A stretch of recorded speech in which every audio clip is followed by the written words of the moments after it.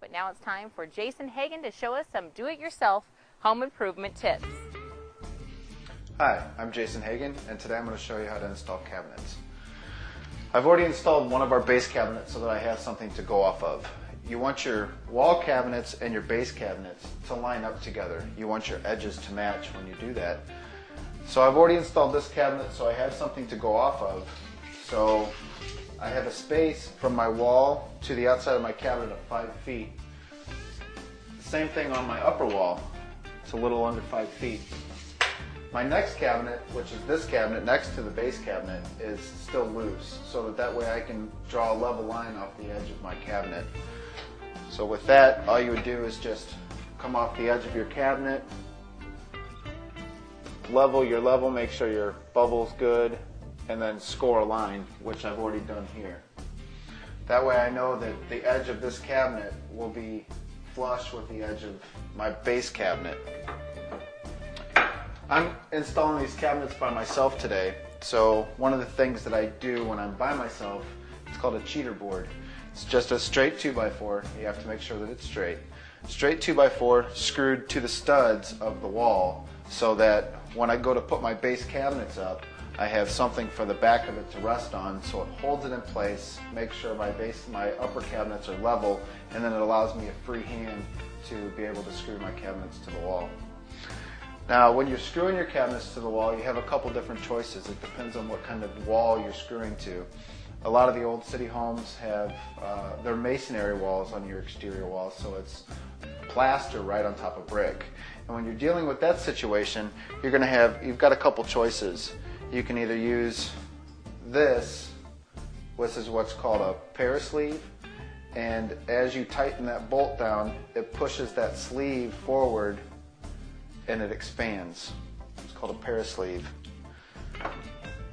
You have a shield, which pre-drill the hole, slide the shield in, and then it works basically the same concept. As you screw the bolt in, it opens up the shield, which wedges in place. And they all carry different weight loads. The weight load on this, I think, is 3,500 pounds. The other thing that you can use is called a Tapcon, and it's a masonry bit. It's a masonry screw. You pre-drill it and sink it in, and it'll hold the brick, concrete, stone. Those are your three choices when you're dealing with old masonry walls. Fortunately, this wall has already been framed out, so it's a 2x4 wall, and with that, we'll just use 2.5-inch coarse drywall screws to attach our cabinets to the wall. So let me go ahead and get this cabinet out of the way so I can get a little closer to my wall, and we'll set that first cabinet.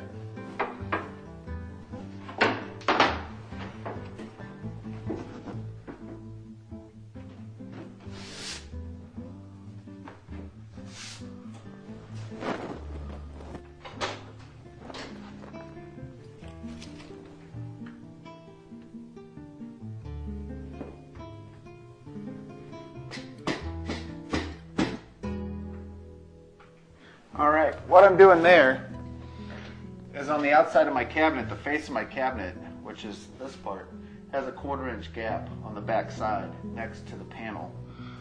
So that's why you see that my cabinet is not completely lined up with my line.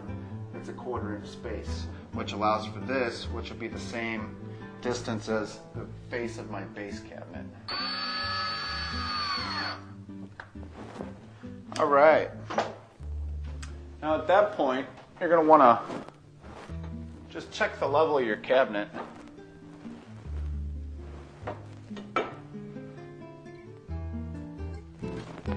Which is good. As long as your ledger board's level and your line's level that you're going off of, usually your cabinet should be level. Unless your wall's really out of plumb.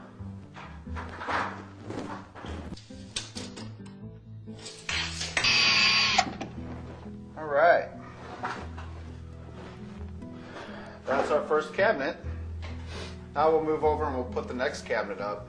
And as you see, there's an electrical line coming out of the wall for the cabinet. That's going to be for a microwave that's mounted underneath that cabinet. So we'll have to drill a hole before we mount it.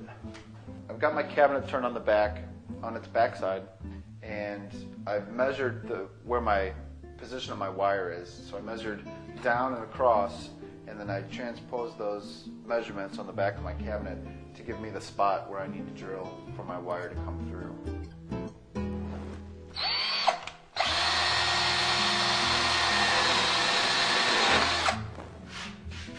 Now what I've done before I hang my next cabinet is I took the ledger board off the wall, I cut it to size, and I moved it up to give me a hand on this upper wall cabinet.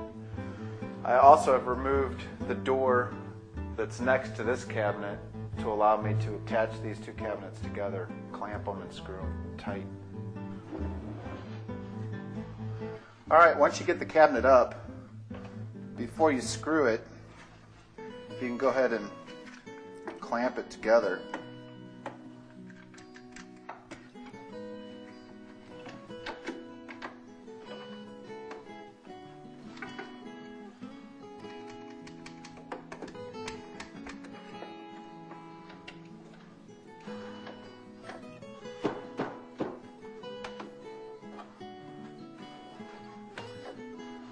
Which will do two things for you. One, it pulls this gap together.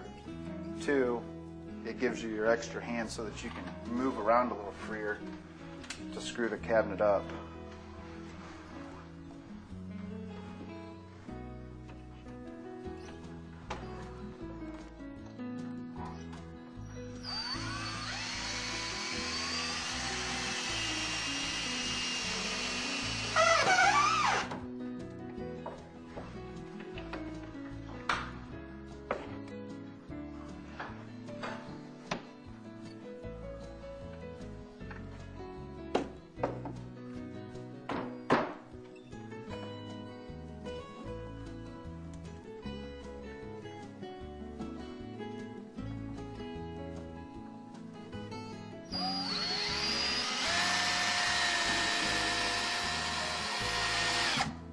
All right.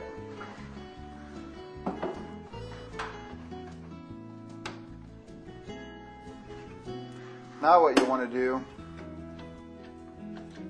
is to attach these two cabinets. You're going to pre-drill right around where the hinge was. You'll pre-drill both of them and then sink two screws in, and it'll pull the cabinet together and it'll help hold the cabinet up. Now actually, the screws that I'm going to use to attach the two cabinets together, they're called trim screws. They're a little thinner, and then as you see, it's got a square head. It's not a regular Phillips bit. They sink nicely. Now, what you're going to want to do, you're going to want to pre-drill it to countersink it. So you're going to use a little bit of a bigger bit that's going to fit the tip of the head so that the head will countersink. And then after you drill this, after you countersink it, then you'll come back through and you'll drill through with this. The reason why you drill all the way through into the next cabinet is so that the wood doesn't split. And you want to make sure that your bit is just smaller than your screw. You want to be able to see your threads on both sides. I've changed out my bit, so what I'm going to do is pre-drill both of these first.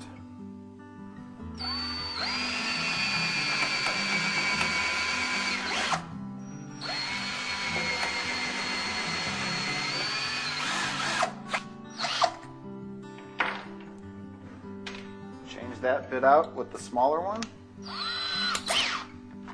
and drill it again.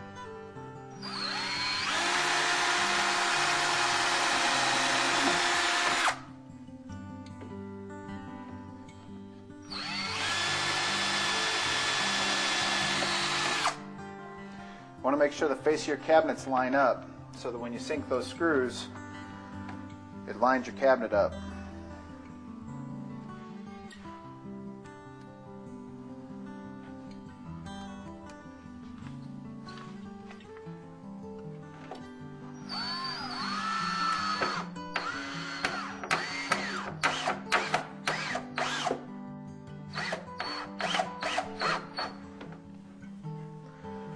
All right.